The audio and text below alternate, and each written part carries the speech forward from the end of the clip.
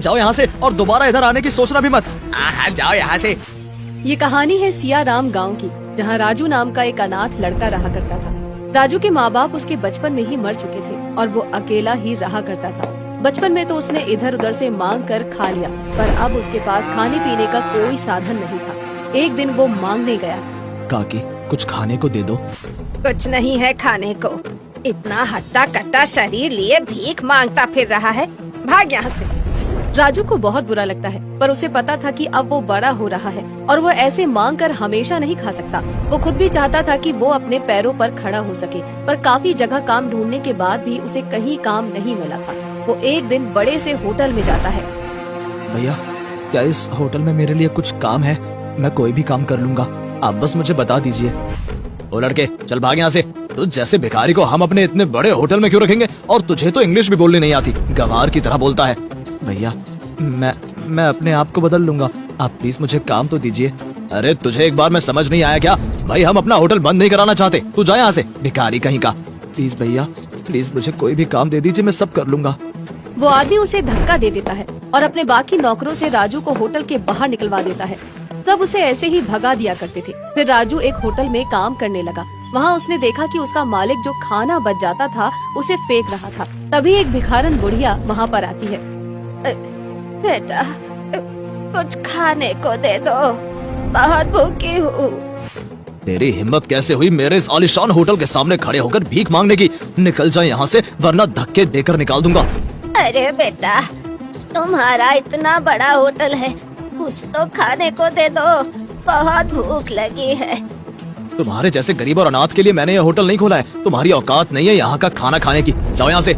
मालिक भिखारन को धक्के देकर निकाल देता है, पर ये सब देखकर राजू को बहुत बुरा लगता है और वो अगले दिन से वहाँ काम करने नहीं जाता। और अगले एक दिन वो काम की तलाश में बप्पी भाई के गैराज पर गया। बप्पी भाई उस इलाके के सबसे अच्छे गैराज के मालिक थे। उनके गैराज का नाम उनके नाम पर ही था। उनका दिल बहुत ही बड़ा था, वो बहुत पैसे कमाते थे, लेकिन उनमें जरा सा भी घमंड नहीं था। भाई मुझे काम दे दो, मुझे बहुत जरूरत है। गैराज में तो मुझ जैसे भिखारी लड़के को भी रख लेते हैं, आप मुझे थोड़ा सा काम बता देना, उसके बाद मैं खुद काम कर लिया करूँगा।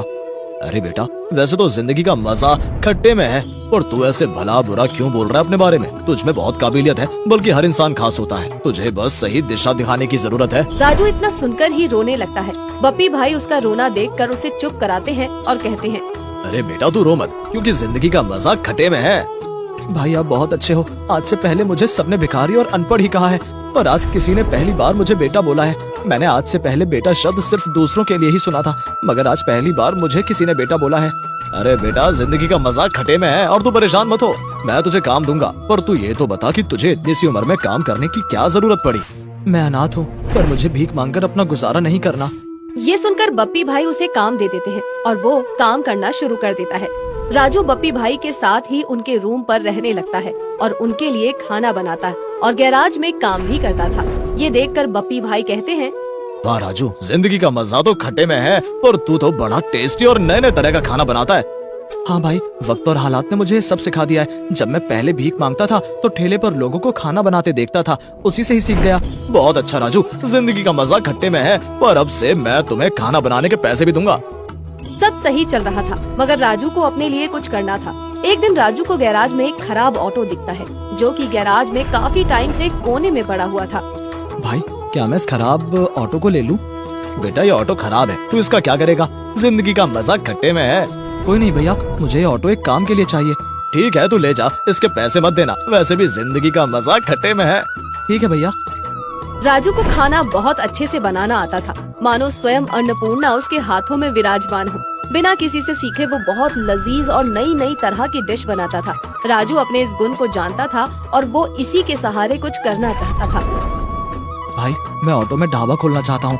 मैंने एक होटल में भिखारी और गरीब लोगों के साथ बहुत बुरा बर्ताव होते देखा है, तब से मैं गरीब लोगों के लिए कुछ करना चाहता था। हाँ बेटा, जरूर खोलो, मैं तुम्हारे साथ हूँ, आखिर जिंदगी का मजा खट्टे में है। भैया, आप ये क्या कर रहे हो? क्यों इस राजू को बढ़ावा ज्यादा दे रहे हो? बेटा, तुम अपने काम से काम रखो।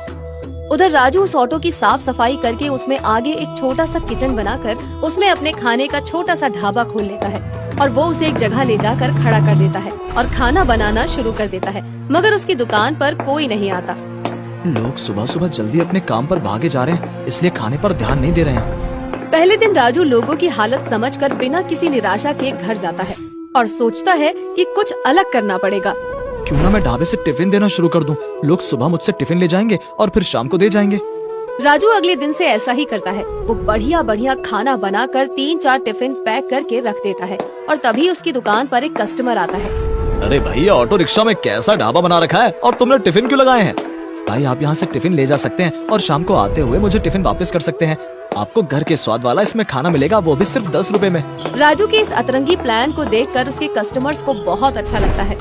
अरे वाह, सिर्फ 10 रुपए में खाना, ये तो बहुत अच्छा है। वैसे भी इतनी भाग दौड़ में किसी को खाना बनाने का समय नहीं मिलता। हाँ भाई, मैंने यही सोचकर ये ढाबा बनाया है कि मेरा खाना हर इंसान खा पाए, गरीब अमीर कोई भी भूखा ना रहे। ऐसे ही धीरे धीरे करके उसके ढाबे पर कस्टमर आने लगते हैं और बप्पी भाई को जब ये बात पता चलती है तो वो भी उसकी दुकान पर आते हैं।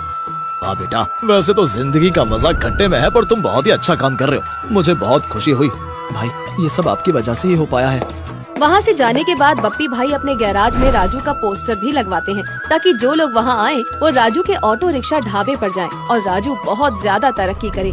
कुछ समय में राजू बहुत कामयाब हो जाता है।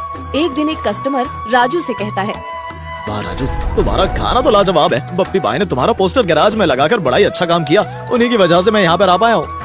बप्पी भाई उसे बहुत सपोर्ट करते हैं और राजू के टिफिन ढाबे का नाम पूरे शहर में फेमस हो जाता है। एक दिन राजू बप्पी भाई के पास आता है। अरे वाह मेरे शेर, जिंदगी का मजा खट्टे में है। तूने आखिर कर ही दिखाया। मैंने तुझे हमेशा ही कहा था कि तू बहुत दिमागदार लड़का है, बस तुझे सही राह चुननी है।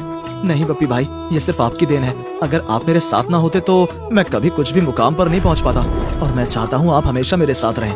बेटा, मैं हमेशा तेरे साथ हूँ। जिंदगी का मजा खट्टे में है। राजू की तरक्की देखकर उसी गैराज का एक लड़का रवि उससे काफी जलने लगता है और वो एक रात राजू के ऑटो रिक्शा को रात में ही तोड़ देता है। देखता हूँ अब राजू कैसे तरक्की करता है। अगली सुबह जब राजू ये सब देखता है तो वो रोने लगता है और जाकर मंदिर में बैठ जाता है। शिव जी, मैंने किसी का क्या बिगाड़ा था? मैं तो 10 रुपए में हर गरीब को पेट भर खाना देना चाहता था, पर मेरा ऑटो रिक्शा ढाबा किसी ने तोड़ दिया। अब मैं क्या करूँ? राजू पूरे दिन मंदिर में भूखा प्यासा बैठा रहता है। तभी वहाँ शिव जी प्रकट होते हैं। पुत्र राजू, तूने नेक काम के लिए अपना ऑटो रिक्शा ढाबा खोला था, तो मैं आज तुझे एक जादुई ऑटो रिक्शा ढाबा देता हूँ। इसका खाना कभी खत्म नहीं होगा। प्रभु, आपका बहुत बहुत धन्यवाद। राजू के इतना कहते ही शिव जी विलुप्त हो जाते हैं और राजू को मंदिर के बाहर एक नया ऑटो रिक्शा ढाबा दिखाई देता है। इस जादुई ऑटो से उसकी दिन प्रतिदिन बहुत तरक्की होने लगती है। ये देखकर रवि को और ज्यादा गुस्सा आता है और वो एक बार फिर से राजू के ऑटो को तोड़ने जाता है। इस बार राजू उसे ऐसा करते हुए देख लेता है, पर वो कुछ नहीं कहता क्योंकि उसे पता था कि ये जादुई ऑटो है और रवि इसका कुछ भी नहीं बिगाड़ सकता। अगली सुबह जब रवि राजू के ढाबे की तरफ आता है तो हैरान रह जाता है क्योंकि राजू आराम से अपने ऑटो ढाबे में खाना बेच रहा होता है। रवि को परेशान देखकर राजू उससे बोलता है, मेरा ऑटो टूटने के बाद मैं शिव मंदिर गया था, जहाँ बैठकर मैं बहुत देर रोया। मेरे रोने से शिव जी को मुझ पर तरस आ गया और उन्होंने प्रकट होकर मुझे ये जादुई ऑटो दे दिया, जिसमें ना कभी खाना खत्म होगा और ना ये कभी टूटेगा। इसलिए ये सब करना बंद कर दे।